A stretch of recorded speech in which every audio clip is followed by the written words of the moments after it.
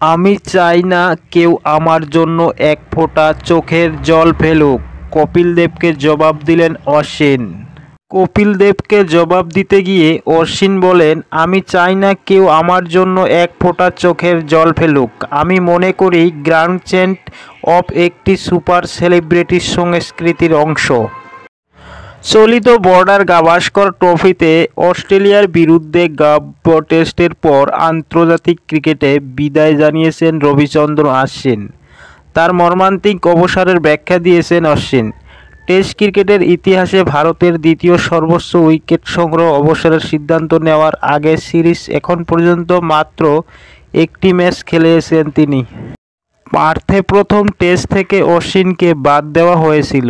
সেখানে একমাত্র স্পিনার হিসেবে ওয়াশিংটন সুন্দরকে পছন্দ করা হয়েছিল।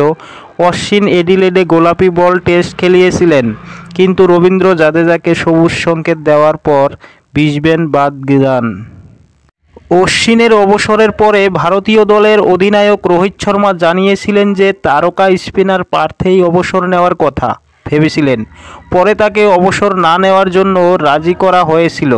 ভারতীয় ক্রিকেট কিংবদন্তি কপিল দেব এই বিষয়ে নিজের মত জানিয়েছেন। অশ্বিনের অবসরের পরে অসন্তুষ্ট হয়েছিলেন কপিল দেব। তিনি দাবি করে বলেছিলেন যে তারকা স্পিনার আরও ভালো বিদায়ের যোগ্য ছিলেন। যদিও 106টি টেস্ট ম্যাচের অভিজ্ঞ খেলোয়াড় এটির প্রয়োজনীয়তা অস্বীকার করেছেন, তিনি দাবি করেছেন যে এটি এমন একটি অনুশীলন যা তিনি বিশ্বাস করেন না এবং এটিকে সুপার সেলিব্রেট সংস্কৃতি অংশ বলে অভিহিত করেছেন।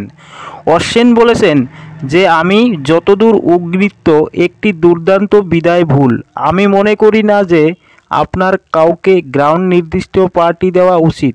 বিশেষ করে আমি দুর্ভাগ নিঃশ্বাস করি আপনি আমাকে একটি দুর্দান্ত বিদায় দেবেন না। আমি চাই না কেউ বিব্রত বোধ করুক। আমার জন্য এক ফোঁটা অশ্রু বরাক। আমি মনে করি গ্র্যান্ড বিদায় একটি সুপার সেলিব্রেট সংস্কৃতির অংশ। অশ্বিন আরও দাবি করে বলেছিলেন যে এই নিয়ে তার কোনো অনুশোচনা নেই এবং তার সিদ্ধান্তের জন্য কাউকে দোষী দিতে অস্বীকার করছেন।